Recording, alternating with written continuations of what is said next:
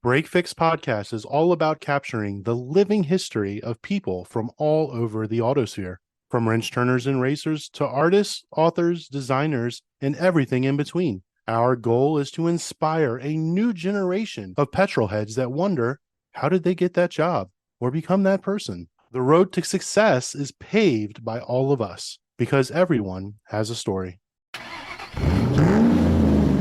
Tonight, we're joined by a familiar name in the world of collector cars and automotive journalism. David Neyens, known for his deep expertise in classic and exotic automobiles, has long been a trusted voice in auction catalogs and in the pages of enthusiast publications. Now, he's bringing that wealth of knowledge with Motorcopia.com, a unique platform dedicated to the intelligence and insights of the global collector car market. From auction analysis and pricing trends to the fascinating stories behind the cars themselves, Motorcopia is redefining how enthusiasts, collectors, and investors understand the marketplace. In this episode, we'll dive into David's journey, the vision behind Motorcopia, and how data and passion are merging to shape the future of the car world. That's right. And joining us tonight are returning co-hosts Don Weberg from Garage Style Magazine and William Ross from the Ferrari Marketplace. Not just personalities on the Motoring Podcast Network, but our car auction subject matter experts. So welcome back, Don and William. Thank you. This is going to be fun. And with that, let's welcome David to Break Fix. Hello, David. Hello, everybody. Nice to meet you. Like all good Break Fix stories, everyone has a superhero origins. Let's talk about your long history in the collector car world and what inspired you to launch Motorcopia.com and how does that build on all your past experiences? Ever since I was just a little guy, I was always just obsessed with automobiles in general. After a about 10-year stint in financial services and banking, was able to get into writing for a nearby collector car auction house and writing their catalogs. After a few visits, one of the tour guides mentioned he thought that I should give catalog writing a try and that there might be an opportunity there. So I purchased prior auction catalogs and just went over them just like I would a magazine or a book. Just kind of modeled their format and their style. Back in 2007, Unboxing Day, I had the opportunity. I saw an ad actually where they were looking for catalog writers. The deal was you submit a test piece, pick a car of your choosing and give it a try. And if they liked it, then there was the possibility of an interview and a job working in the writing cataloging department there. As it happened, very quickly, I was told they liked what I submitted. They were super busy with private collection sales and scheduled auctions. Asked if I'd be willing to interview, and they brought me on board pretty fast. So that's how I got my first few years in the business. After that, went on my own in 2012 and with some help from a very good friend in the PR industry in California, Cindy Meidel. She helped me to launch my next phase as a freelance catalog writer and just became extremely busy. It's been really rewarding. I've met a lot of great people, made a lot of great contacts with people, and just continued that journey right to the present. And as far as Motorcopia goes, as a new venture, that started back in May and June. I finished a major project for a customer, submitted my invoice, and I'd been feeling a little bit tired and realized by then that I'd caught a terrible cold that put me on my back for about a month. During that time, I thought, well, what can I do in addition to writing catalogs on my own where I can continue in the car field and try to do something different? And so the idea for Motorcopia came about.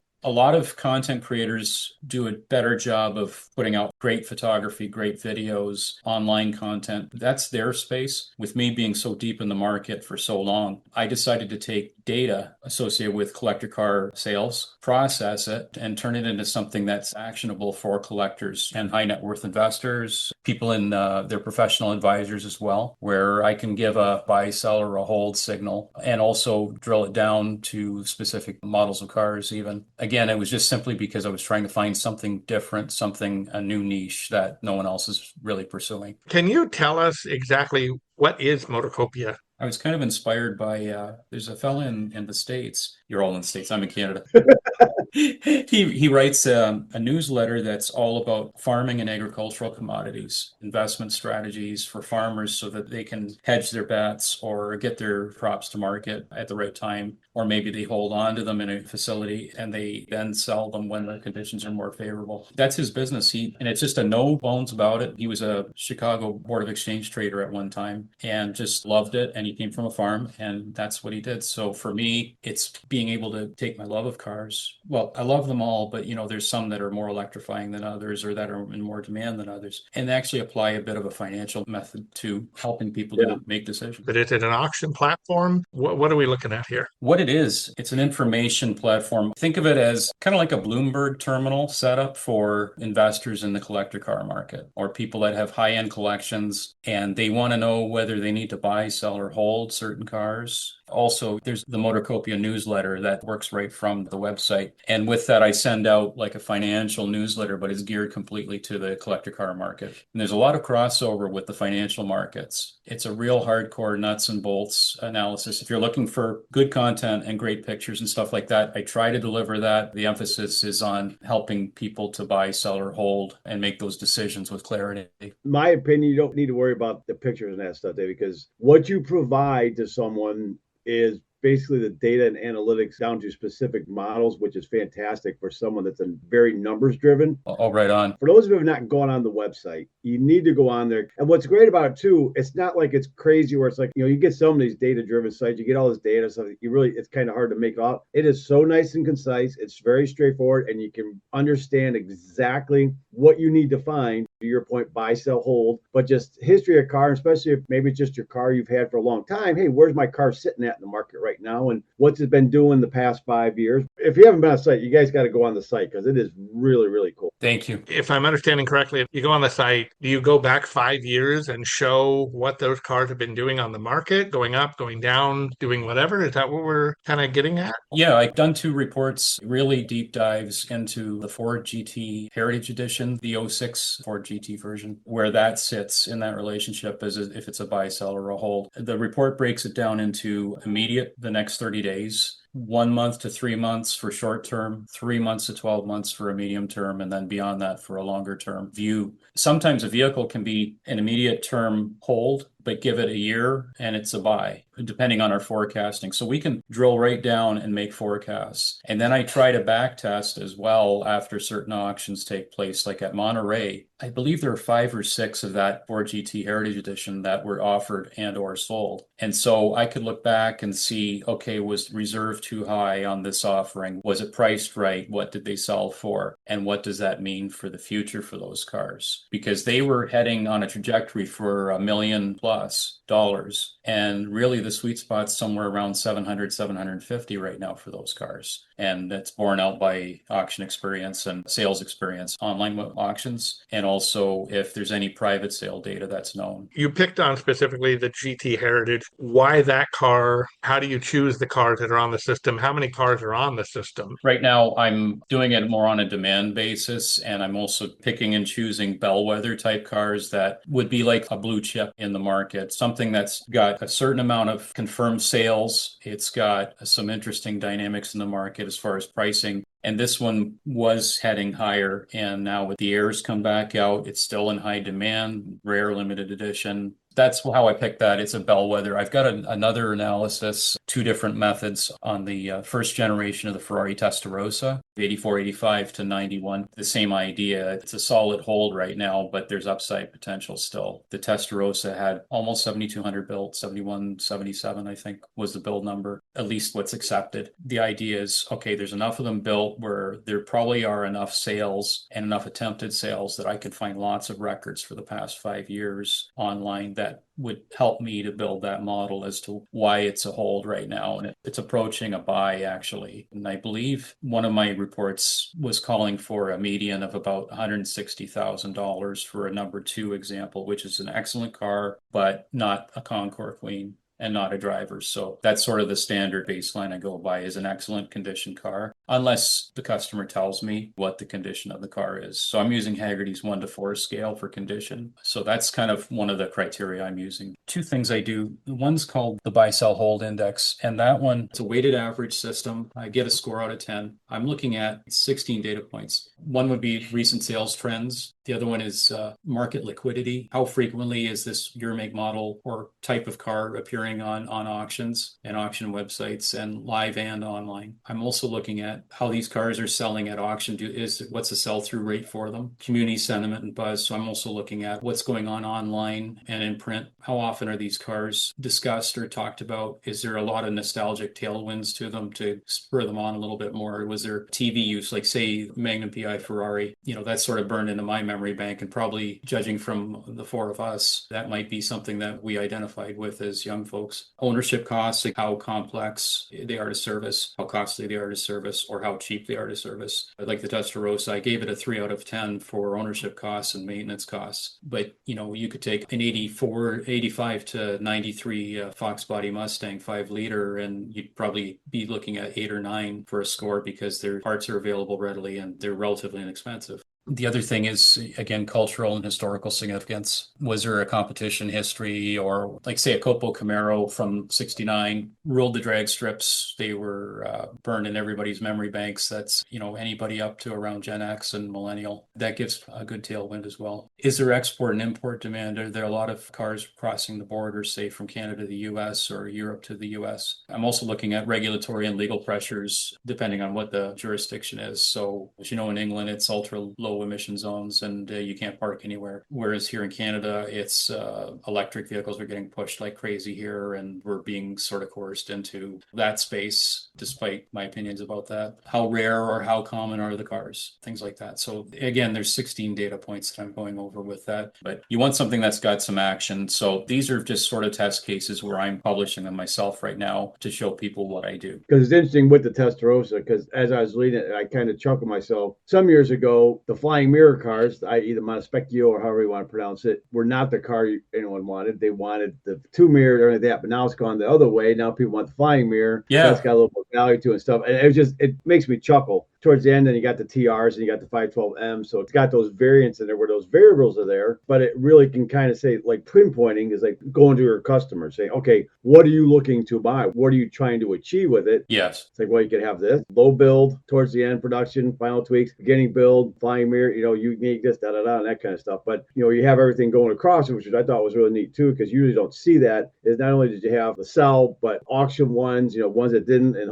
I mean, someone that's looking into buying a Testarossa potentially, Don, it's great information to really make an educated purchase, because you can see where it's at. Exactly. Now, what I tell my people is like, look, if you're buying this as an investment and think you're going to make money, that's not the way to buy a car. But if you want to, you got the data that's backing up, which is fantastic, because you can really see where things go. And that was a great example. I mean, you nailed it. It's a great bellwether in regards to putting information out there. One, there are enough of them built, but also enough variations of it technically. Okay, what are you looking to do, or where would you want to be at? And because it's an awesome site. Thank you. It's fantastic. And to get that some granularity to what value and sort of what the recommendation is. So it's kind of like on CNBC or whatever, they're saying this is a buy or a sell, or I recommend this kind of thing. It's a bit of a dangerous thing. So I have to say, here's the data to support what I'm saying. You're an adult and you're a decision maker. This is meant to guide you and your advisors and to help you to make those decisions yourself. Yeah. But yeah, there's so many variables. And the other thing is, classic and collector cars is such a passion-driven field, and it's only exploded over the last 10, 15 years. And I did a report on the 1989 to 94 Ferrari apocalypse, I called it, when there were a lot of enthusiasts, but there was a lot of speculation, a lot of Japanese money that was in the market. And a lot of those cars have since been repatriated over here to North America again. But I remember that very, very well as a student, because I always had a love for classic cars and collector cars. But getting the analyst take on it in the financial papers was kind of eye-opening for me. I think we're in a much broader market. There's a much more solid base to work from in the market today. And a lot of the online auctions and a lot of the live auctions with the cars that they've expanded into, enthusiast cars, Japanese cars, BMWs, AMG Mercedes, stuff like that, where people are really getting into it and very fiercely loyal. It's just made everything better for everybody, a lot better base to work from. It's not as peaky as it used to be, or as focused on one mark or one type of car. Do you see AI playing some type of role in this in regards to the data and everything like that? You have to be extremely careful with AI as it stands right now, and it's never something you can rely on 110%. You have to really question everything. I think it actually demands as much diligence as being an expert in a certain field and doing your own research. You still have to question everything. You still have to double check everything, even if you use it. It's a tool, it's a help. It doesn't replace what people are already doing. No, I agree. Yeah, it's just one of those things that, if harnessed properly, can be powerful and helpful. But if used lackadaisically, it's going to show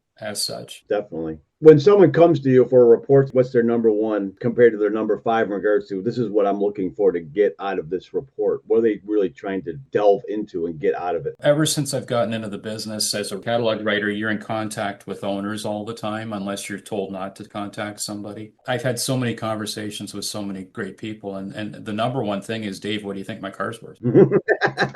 Yep. How much can I get? Yeah, well, I'm not a qualified appraiser, right? You have to be so diplomatic when you're dealing with people, because it's also a very emotional thing. A lot of people are very attached to this type of thing, more so than other luxury items. Like, I call them alternative assets. I mean, some people are really turned on by the wines they have in their cellar. Okay, great. But it seems like the passion component or the emotional aspect of ownership really attaches to collector cars. Very much so. But what do you think my car is worth? And I have to kind of steer the conversation away because it's outside my pay grade. Or, here's what the reserve is. Do you think that's right? And everybody's always looking for a sounding board. They're always wanting to know that they're making a sound decision. Oh, yeah. Yeah, the other thing is auction estimates. Always problematic. That takes a lot of hand-holding as well. So that's one of the things I do in one of my reports is help out with suggested reserve prices and suggested estimate ranges as well. And the other thing, an appraisal is a snapshot at a specific moment in time, and things can change. So I have people that would come to me and they'd give me an appraisal report that's 4 or 5 years old, and I'd have to gently tell them it's way out of date and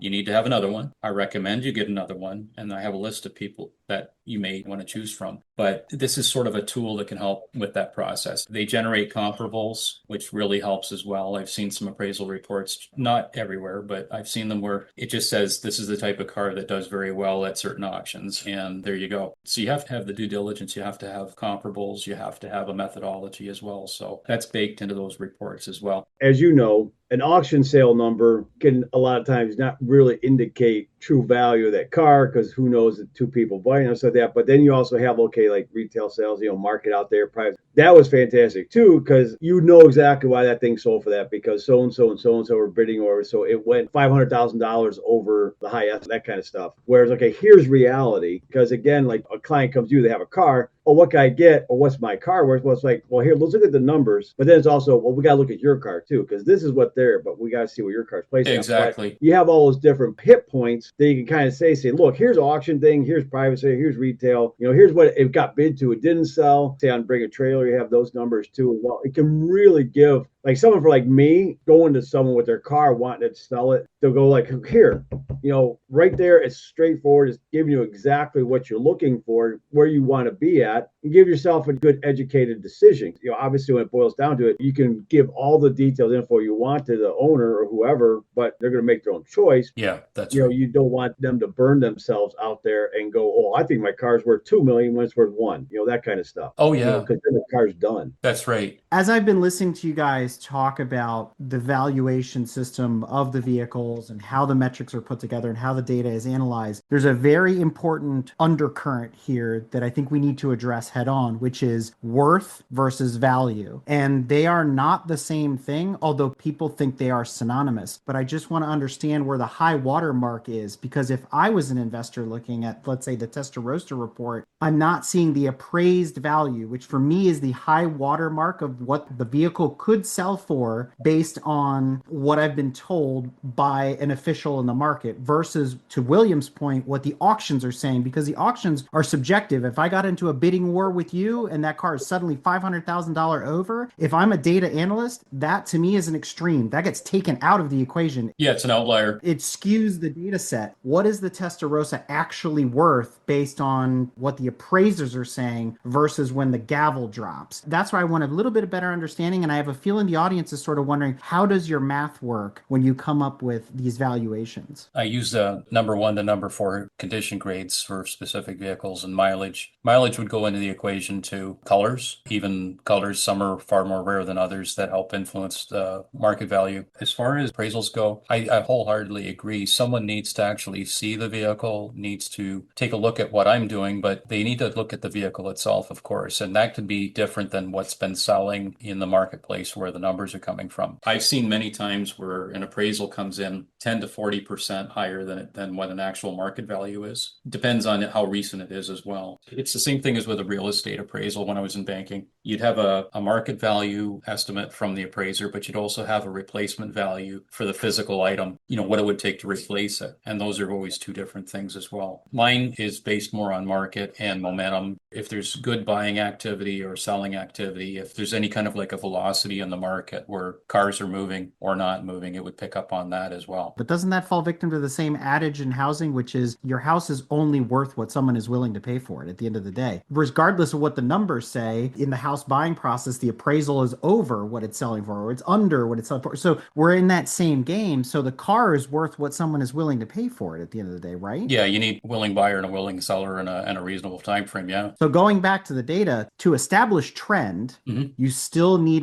like in science, you need a constant to test against. In your case, for your data set, what is your constant? Is it Meekum's value? Is it Sotheby's value? Is it in a private appraisal value? Because you have to have something across the vehicles to make it consistent. Oh, for sure. Where I get my numbers, I make a weighted average to get my score that I score a car at out of 10. So let's look at the Testarossa example here. Sure, let's stay with that. I'm looking at not only the different auction houses online and live. One of the biggest tools I use is actually classic.com, if you've seen that, where it has a rolling 5-year scatter plot of all the sales that have taken place and listings, even if it's unsold. So that's a huge tool to use. So I'm going back as far as I can through that. I use, again, a condition multiplier. My assumptions are based on whether or not a car, unless I'm told otherwise, is in excellent number 2 condition. If it's a Concours quality car, it's going to have a 20% multiplier. If it's a driver, number 3, we're going to take the baseline down by 20%. So I'm looking at sales trend for the value scope that I did for the Testarossa. I'm looking at rarity or commonality. So the score will be higher or lower. For cultural significance, so the Testarossa gets a bump. It's like a 9 out of 10 as far as its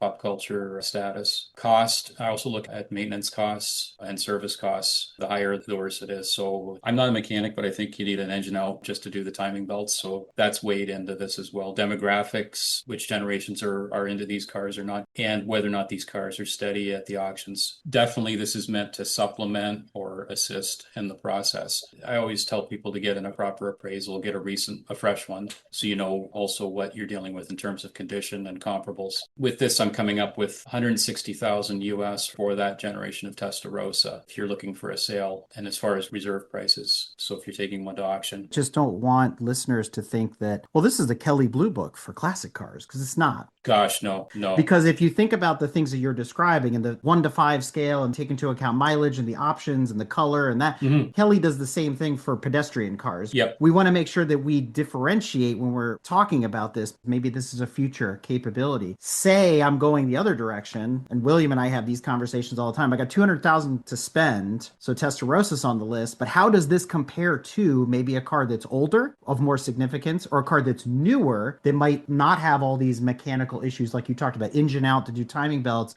chain driven Ferrari where I can spend 200 grand and still have a V12 or whatever it is. So comparables across vehicles, or is that yet to come? That's something I'm going to be rolling out a bit more as I evolve things. The biggest thing is if you've got a more rare car, it's going to score higher in my scoring matrix. If it's easier to maintain, that'll have a better score too. So you could take a car that's less exotic, but perhaps more rare in terms of build numbers. It'll have its own scores and weightings that will help us to determine value, but it also ties into what auction and online, offline, and dealers are selling for. But there might be a chance to identify through this system a car that might break out to the buy side, or one that's already been loved in the market and it might be time for a pop pause or a break in selling or value. So it just depends on the individual year, make, and model kind of thing, and its individual attributes. Above all, this should be something that would be considered to help with selling, marketing, and auction setup for a car like this. Always have an appraisal, though, from an accredited appraiser in combination. I figure that more information is better than less, of course. David, are you primarily focusing on the exotics, on the Ferraris, the Lamborghinis, the Porsches, or are you going to grow this out to, as Eric always says, more pedestrian type cars?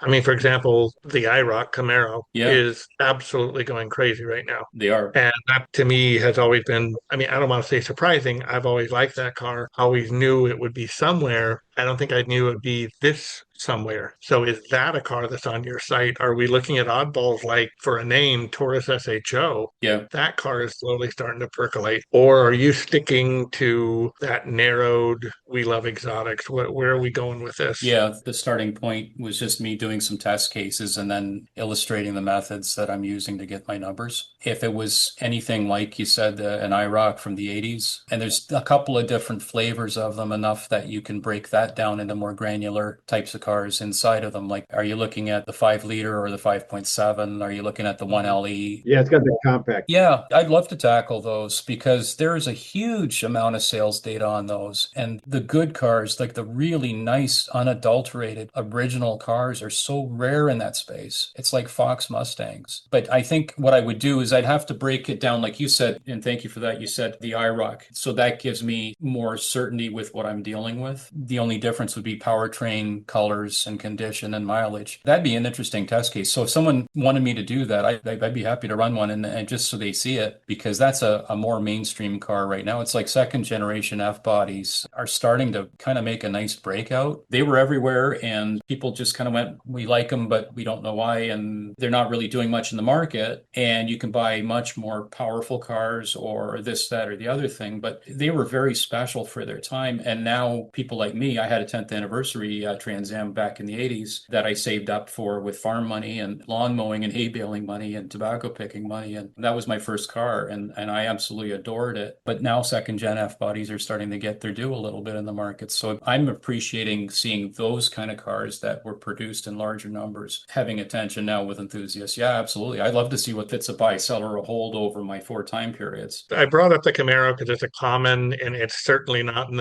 the ballpark of Testarossa or Countach or any of those guys. That's not necessarily true, Don, and that this adds another use case to the equation here in that you have cars crossing the block at Mecum, at Barrett-Jackson, at other auction houses where you have a modified Camaro or a resto-modded Camaro or something that is, is a SEMA quality car, which is beyond Concours level. Is that being taken into account here? Because those will sell for $200,000 all day long. Right. Yeah. David, how are you absorbing those modified versions instead of the original purist cars? I think that the modified cars, especially F bodies and Corvettes, especially second generation Corvettes, there's just so many of them that are built to that standard that are resto modded. A couple of orders of magnitude better than the original car in terms of what it's like to drive or operate. What I would do in those cases is separate that out. Look at the modified cars more in isolation that are done to a show standard as opposed to something that's more original. It changes your metrics again because those cars need to be considered. Let's say they're numbers matching, even though they're modified, they still are in the same category as a numbers matching stock car. Why would we take them out? It gets a little gray really fast. Well, if the car that the customer is asking me about is a stock or a modified car, then that's where I'm going to have to break that out. So I'm comparing apples to apples instead of apples to oranges. That's why I started out with Ford GT Heritage. That's a very uniform car, unless it's been modified. And there are a few out there. Like you were saying before, what's my car worth? And somebody says, oh, no, David, that's not what it's worth. I just saw a Copo ex-SEMA car go across the block and it's $250,000. Why isn't my Camaro $250,000, right? So now you get into this tug of war again of worth versus value. So I want to make sure that we establish that so people really understand what the intrinsic value value is versus what it's worth. So one is more subjective than the other. I know I keep harping on this, but I think it's important for the first time collector to understand that you just don't walk up to an auction and go, I want that one, or I'm going to sell mine because I saw that one, right? It's not a monkey see, monkey do situation. Now, I've seen people do that actually. Walk right up to me at an auction and just say, how much is that car? I want to buy it right now. I didn't buy it last night. There are people out there that are like that. Again, yeah, I'd have to parse out, is the car modified? Is it standard? Is it, resto modded, or is it just lightly modified? I mean, headers and duals don't make it anything too much of an outlier. In this case, it's going to be a little bit of a custom job. I always say that there's expectation, there's reality. That's how I always like, because people have this expectation, but then here's reality.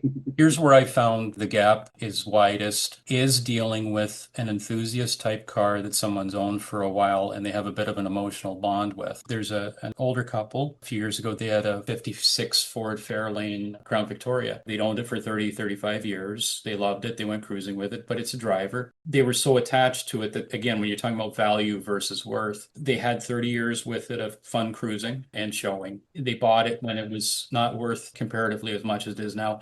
And certainly inflation also figures into the numbers that people are expecting to get from a car. $1 million today was $100,000 about 15 years ago or 20 years ago. I'm exaggerating a little bit, but there's a big gulf based on inflation. So I said to the lady, I said, what do you have in mind for a value? She told me, and I said, now, just so that you know, in this market right now, that's a bit on the high side. And, does the car owe you anything? Do you owe money on it? Was there a huge expense that you've had over the last few years that's going to affect your decision? And often a lot of people, when they've made a big investment in a vehicle after buying it, they feel they need to recoup that last dollar they put into it. And that's another thing. But I've seen the gulf between market value and personal value or worth is huge on the more mainstream side of cars. A lot of people on the higher end of the market are kind of dialed in and they want to do the best when they're selling and they want to do the best when they're buying and get the lowest price. But I've seen it more on the sub $50,000 car market where there's that kind of gulf. Cars can even,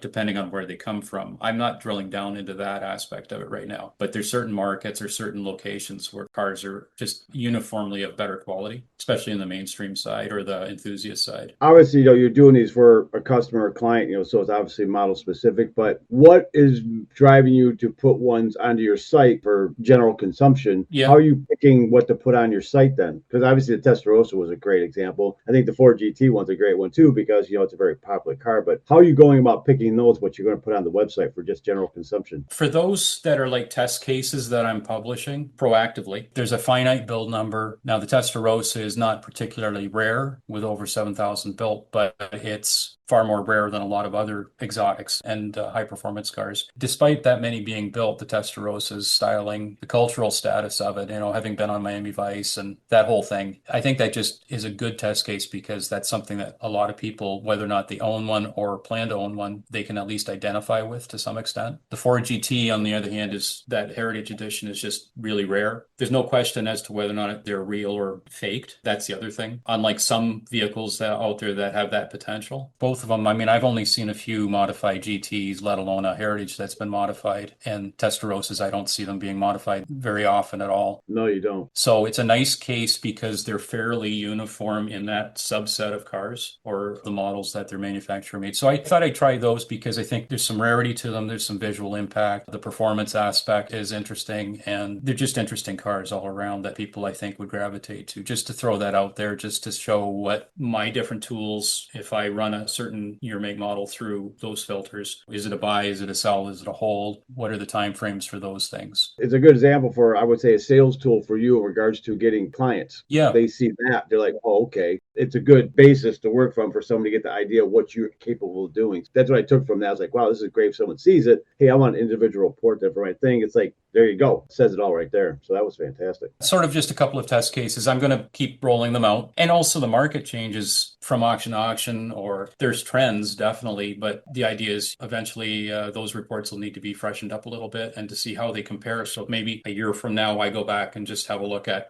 how do my calls hold up? And the idea is if they hold up, or maybe there's some tweaks that need to be made, or maybe something happened in the market in general that's affecting market values in that space, say the 250,000 and over or the 100,000 and over market segments. How are you going to make that decision to go back and revisit something to adjust it? To your point, Yeah. 6 months or a year? I mean, or are you just going to, oh, the market seems to be going a different way. I had just done that, so I better go back and do it. I mean, you could have a set time maybe, or you're just going to say what the market does if it necessitates it to do it. I was doing a forward market index, looking ahead the next 30 days in the market, and then to get a score as to just the market in general, its health, and whether it's bear, neutral, or a bull market, kind of like in financial terms. What I've done now is I've changed that to weekly. So I'm doing weekly forecasts. Right now, I'm only getting them published Tuesdays or Wednesdays, but it's for the week ahead. Then afterwards, when this week is over, on Monday, I'm going to run a report, and that's the market pulse, and that's my fear and greed index. And I'm going to say, how did my forecast hold up against reality? I've done a couple of posts now that show that both the weekly forecast and then the look back, the retroactive look, those are both now pretty closely aligned. So it's showing that the methodology is jiving. When I make a forecast using my system, when I look back the next week, they're almost in line with each other perfectly. So yeah, what I'd probably want to do is maybe a month to 3 months out at the end of the year, say, how did my report on the Testarossa work out? Did that logic hold up? Did my call on the Ford GTs, how did that hold up over this period of time? You just do a little bit of back testing like that just to show that it's working. I like how you're referencing saying, how did I do in regards to a forecast, which is great because a lot of people would bury it because they don't want to look like they were proven wrong or had no idea. But anyone that knows this industry and business, you never know. I mean, you can use all the numbers you want, you don't know. But I really like that too. Yeah. It's like, look, here's how it went. I don't have anything to hide. I'm just putting this out there. This is my method. Does it hold up? Okay, great. It did hold up. So I've had 2 1-week periods where the forward look and the look back were in line with each other. They almost had the same scores. So the look back is the reality and the look forward is the forecast, of course. That seems to be working. One of the things I've worked in is sort of geopolitics a little bit too. How's the news? Is it bad or is it stable or is it good? Or is everybody getting along now?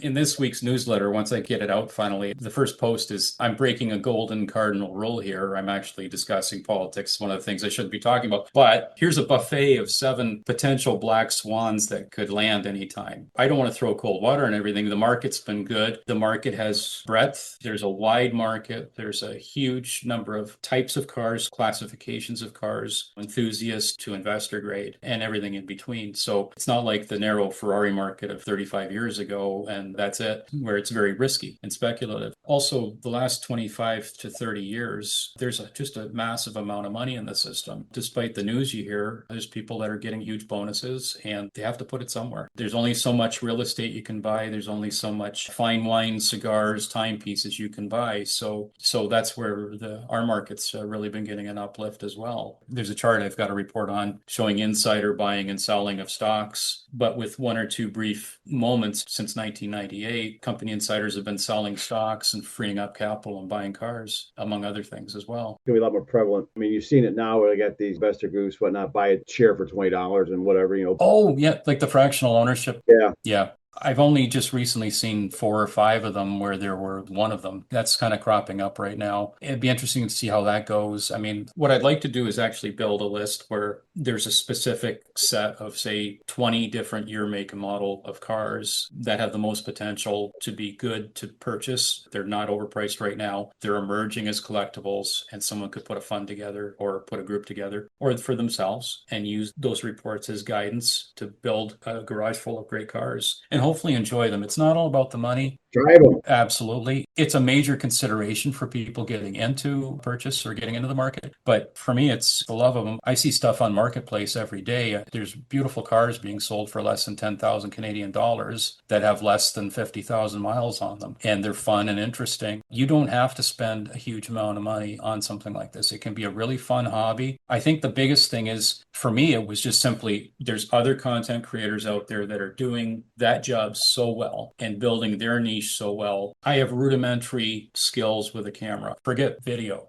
There's other people that have bigger followings or they know how to work the algorithms to get the right response they want. For me, it was simply, I'd like to see if I can add some value to people where you can take a look at these reports or you can order a report from me and I can build it. And then that gives you some confidence as to what you're doing. Or maybe it's a confidence in something you're not doing. Maybe it's saying, I better just hold on to this for another year. If it's not costing me money, if it's not hurting me, maybe I just hang on to it. This has been interesting in the past few years. There's been an explosion in regards to value in classic race cars. They've been going through the roof, and you have a lot of examples going across the board. We had X collection go for 650 million. I mean, that was an incredible thing. But would you be able to do a report on someone that's looking at, hey, I'm looking at this XYZ X Formula One car from 1969 or, an old Le Mans car? Is that something you could potentially do as well for an old race car? And I want to dovetail off that, William, because I think now when David takes that into account, he needs to invert his scale because a concours quality race car never raced. Yeah. Right. You want the one that's the driver with the miles that won a championship. So you actually have to skew your data set opposite for this. Yeah, for a competition car. Yeah, because you have to have some earmarks of actual use in combat or in anger. There was a Jaguar D-Type once a few years back. I think it brought over $20 million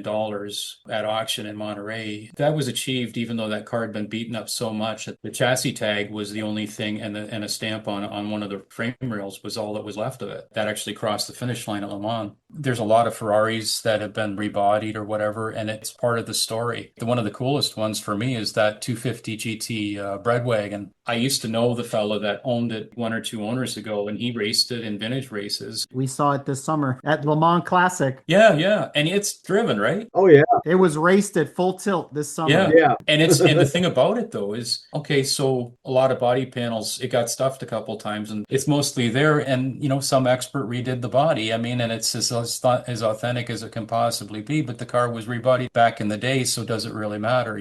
That car's raced and it's been in combat kind of thing. And to me, that just makes that car even cooler and more desirable than a lot of others. Let's take that back to our Testarossa Yes. use case or our Camaros and everything we've been talking about so far. Can you touch upon your feeling as it applies to the data when you start getting into the age-old debate, preservation versus restoration? Because if I look at those 5 categories, as we move down to the driver, the negatives that get applied to the value of the car, you could also say that a preservation car lives there because it's never been serviced, it's been driven, it's original. Yeah. But a lot of people pay top dollar for a preservation class car versus a restoration concours. Well, yeah, and that was a completely opposite flip 20, 30 years ago where everything had to be like jewelry. What I can do is, the nice thing is, if I have logic, I can just change some of the scoring around a little bit to recognize the fact that a preservation class car is actually worth more now. In certain circumstances, like it's an unrestored classic Enzo V12 Ferrari, and if it's presentable and it's got a great story, then there's something to be said for that. So I think there's adjustments that can be made, just like when you're adjusting comps on an appraisal. Like with Ferrari, Jaguar, Mercedes, you're seeing the manufacturer come up with their own classiche department in restoring these cars. How much value is that adding to it compared to going to an expert restorer that's been doing it for 30, 40 years? I mean, they've won Pebble Beach, they've won all this stuff, it's great, but how much does the manufacturer trump someone like that percentage-wise, or is it really kind of a wash? Does it matter? A classic department restoration from the factory versus an expert level restoration or a conqueror level restoration externally by a specialist. There's times where I've seen value bumps, and you've seen them too, where if a known restorer with a great reputation and a great crew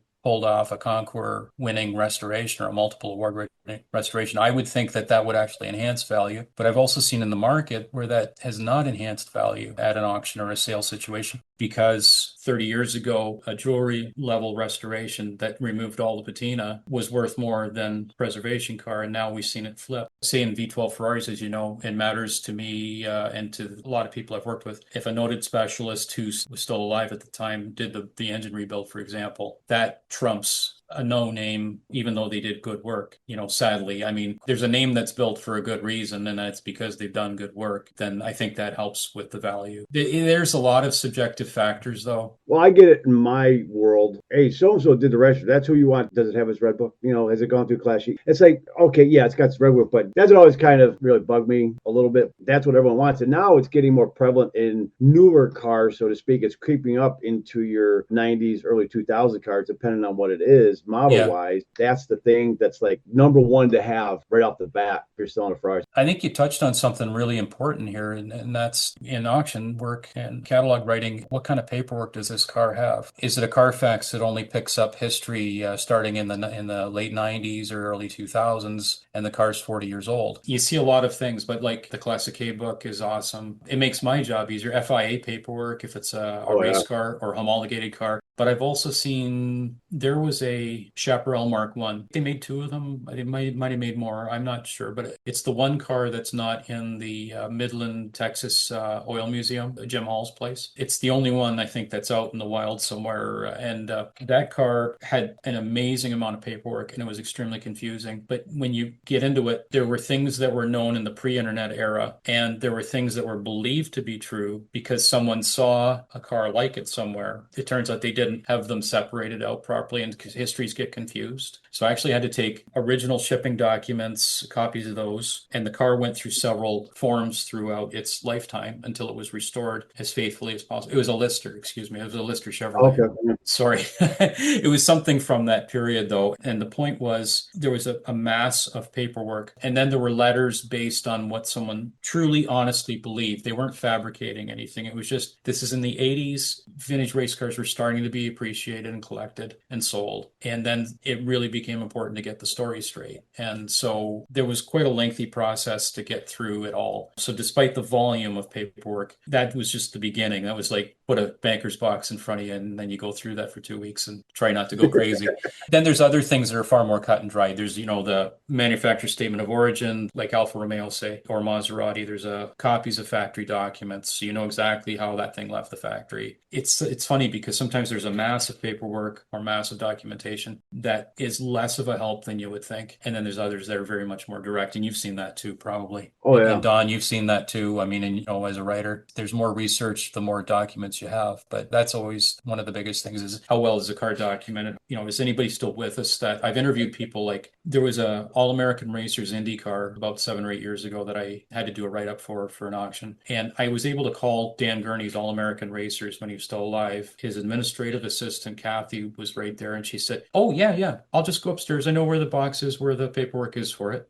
And she was able to. Like that. And they did that once, though. And then after that, it was kind of like a bit more reluctance to do it. I don't know why, but it just created work. She was willing to do it. And God bless her. I mean, it was funny. And she gave me like the original invoice to whoever it was that raced the car. It was bang, bang, bang, that this is it. Here's who did any work to it. And, and it didn't get destroyed back in the day. So yeah, there's a couple of them. We have a gentleman that we're all good friends with. He has the online database storage of documents for your classic car, digitize everything like that. That way, and then it can transfer over and how it's encrypted or whatever. You're talking about Julio at the Motor Chain. Yes. So he's probably on blockchain then with it. Yeah. An immutable record. Yeah, I really think that's great because then to your point, it's not lost. There it is. It's an actual tangible asset. Absolutely. I always like what he's doing with that. I thought that it's fantastic. And it lives on. I mean, the thing is, you have the provenance locked in as much as it can be. There it is, and it can be accessed and not messed with after that. Correct. I think that's fabulous. You always hear about technologies going to do this and do that, and it's be worried. That's a great use case for technology. Yes. Something like that. And if it lends strength to the authenticity of the documents and to the vehicle itself, well, that's a win-win. Well, on that note, let's move into our final segment here and just sort of talk about the services that you're providing, David. And so you talked about putting these prospectuses together upon request to do the proof of concept to show that the math works. That's right. To show that the algorithms work and all that kind of stuff. So basically walk us through your business process, meaning come to you and say, hey, David, I listened to this podcast. What's the process look like? How much does it cost? Are you doing this as a service? Yeah, it would be done on a fee basis, a case-by-case basis on request. I'm still working out what kind of pricing would be appropriate. I don't want to undercharge, I don't want to overcharge, but it's just something I'm going to have to get some feedback from people. And I have a sort of a target in mind. So it's just pretty early stages here, what I'm doing.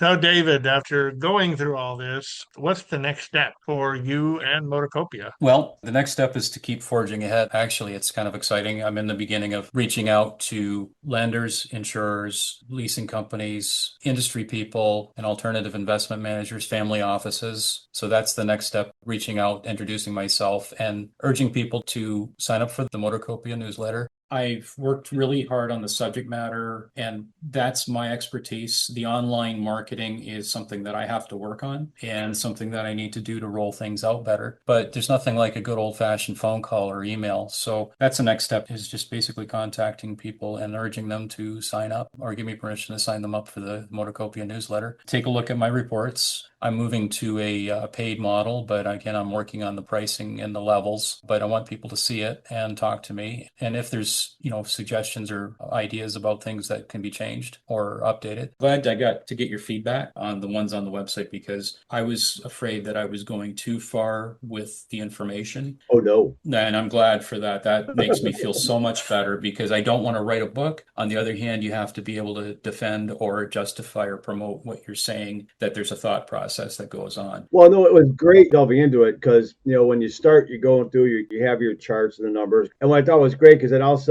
I start seeing writing. I'm like going to go into history and stuff like that, which I really don't need. But then it was just the quick little blurb, like a paragraph maybe. And I go, perfect. Because I want the numbers and everything like that. I know the history of the car. I know all this stuff. Blah, blah, blah. For sure. What I want to see is, okay, what's this thing been doing previous? That's why I thought it was fantastic, because it giving you what you want, and it's not giving you what you don't need and want. It's like, hey, this is why I came here. This is what I'm supposed to be getting out of this. You have it set up great in regards to how everything's laid out. Well, thank you. I'm glad to get that feedback. That's huge. And me as a writer, when I'm not restricted to a word, character, and page count, we can all probably go right to town on it. But is that what someone needs or wants? And that's the other side of it. You want some information to take action, or decide that you're already in a good place holding or considering buying the best example of a car that you want. My whole thing is, while this is numbers driven and data driven, it's passion driven at the root, what I'm doing. And it's a different approach to what I've been doing. So it's actually pretty refreshing. I'm trying to get down to a reasonable editorial schedule where I'm putting out a newsletter every week with 4 or 5 good articles in it that I hope would give somebody either comfort or help them to say, yeah, you know what, I do need to start considering the next set of options. Yeah.